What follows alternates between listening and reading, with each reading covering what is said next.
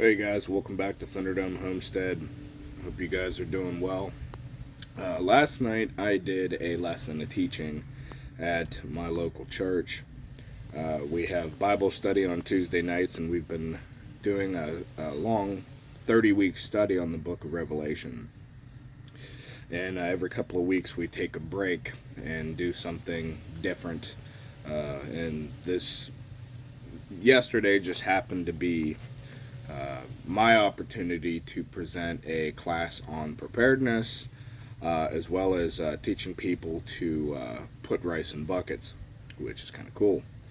Um, so, uh, caveat here, I did steal a few quotes from other preparedness channels just because I feel like they properly convey the message to the point where it'll actually get through to people who may just be starting in their preparedness journey. So, that being said, shout out to Bear Independent. I did steal a few quotes from him. And Zach at An American Homestead, I stole a quote or two from him as well. Got to give credit where credit is due. But, yeah. So, that being said, I will see you guys here at the end. Uh, Enjoy my lesson. Alright, so obviously everybody here knows I'm Jake. I run a YouTube channel called Thunderdome Homestead. You guys can check that out if you want. What was it again? Thunderdome, one word. I tried to look you up and I didn't find it. Thunderdome, one word. Homestead, two words. Okay? Yeah. So everybody knows how crazy this world is getting. Paul over here had mentioned some events that have happened recently in the last few weeks, and that could have been pretty dicey if things went any differently. And even though we're doing a Bible study on Revelation, the world can get crazy and the world not end, right? So we're not preparing for doomsday, we're preparing for Tuesday, okay? That's right. So, and I even go back to instances in the Bible. Prepping is biblical, okay? So, two of the most famous preppers in the world that ever lived, Joseph and Noah.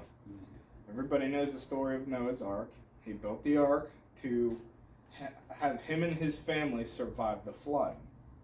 And Joseph, he was the right-hand man of Pharaoh in Egypt.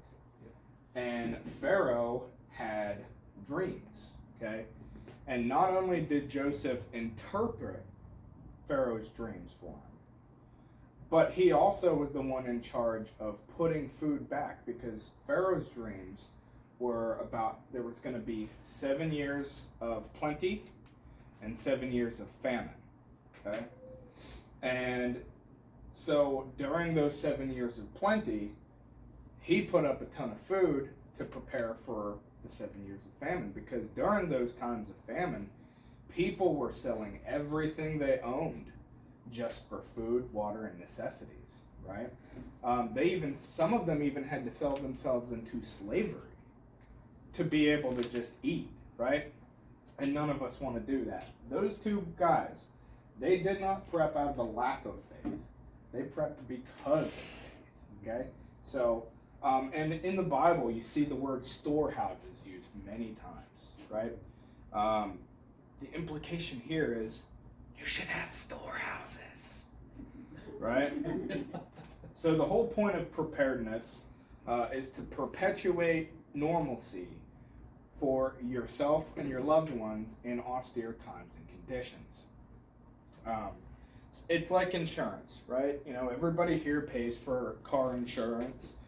You pay for homeowners or renters insurance. You pay for health insurance, life insurance, whatever.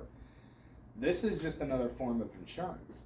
You're ensuring that you and the people that you love and care about have the necessities of life, right? Which I think that's the most important insurance policy you could get, right? Food, water, shelter, right? So there's what's called the priority of needs, right? And it goes in the rule of threes, right? So you can live 3 minutes without air. You can live 3 hours without shelter in inclement weather conditions. you can live 3 days without water and 3 weeks without food. Okay? So when I tell people who are just starting to get into preparedness, what I tell people to do is go by time tiers, right? So take an inventory of all of the things that you use and do on a daily basis, right? You drank water today? Cool, that's on the list. You ate food today? Cool, that's on the list. You washed your stinky butt today? That goes on the shampoo and, you know, conditioner and whatever, all of that goes on the list, right? You take an inventory of all the things that you use on a daily basis, and you get a little list compiled up, okay? And you start off, maybe you don't have a lot of money, maybe you don't have a lot of resources, right? So take it a little bit at a time. You take that list, you first go out and you get 3 days worth, right? And then from there, you go 3 weeks. And then you go 3 months. And then you can even go all the way up to a year or more.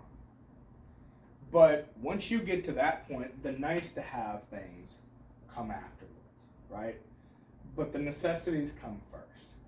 And so things like, you know, freeze-dried MRE meals, right? Things like solar generators, things like that are nicer to haves, but you're not going to necessarily die without it, right? So that stuff tends to come in later, intermixed between the stuff that you're preparing. So, you know, ammo, that's something that you would want to have some of initially, but maybe not a crazy large amount. I'm just curious, what do you mean by crazy large amounts? I mean, you and I probably have a different definition than pretty much anybody else in the room. I think so. I think a lot of people in this room would wonder what they think crazy amounts are, because, Yeah, I mean, it's something that you build up as you're building everything else up. So, but I'm not going to give you a number because I'm such bro. I'm just saying, it's cases, not boxes. Right. The headboard is perfectly fine, I think. What's that? 1,400 in the headboard is perfectly fine. I think that's a good start, absolutely. Yeah. Just gotta grab a box. Right, that's right. Those are rookie numbers. You got to pump those But I'm numbers up. saying the headboard. Just the headboard Just the alone, yeah. headboard. I'm Right. saying- Oh, got you. That I would tell you, go practice. 1,400 to defend yourself, go practice. Right. That's a range day. All right. Well, back on track here. So, if you take preparedness to its logical conclusion, you end up doing some sort of homesteading activities, or you end up on a homestead, right? So the idea here is to become a producer, right? Because most people that go through their daily lives, they're consumers, right? They use stuff, they consume it, they go out and buy more, consume it, go out and buy more, right? The goal here is to be a producer, to produce your own food, to create ways to get your own water, and to do things like that. And ultimately, skills weigh nothing, okay? And they can go with you anywhere. You can bring skills with you anywhere. They don't take up space in a bag. They don't take up space in a truck bed, right? They're right here. And they cost, most of them cost nothing, right? YouTube University is free. And there's a lot of good information, like my channel, on YouTube, right? And the idea here is to start developing these skills now before you need them and can't learn them anymore, right? So that being said, I'm going to show y'all how to bucket rice. I'm actually going to make a different video for this, if you would like. But that's what I'm going to show you today, so let's get started. Alright, so, apologies. I went back through and I watched the video and I didn't realize how many times I said okay and alright. It even got on my own nerves, so my apologies for that. If you couldn't bear to watch the whole thing, I get it. Anyhow, Hopefully you guys got something out of this. If you did, do me a favor, like, share, subscribe, and I'll talk to you later.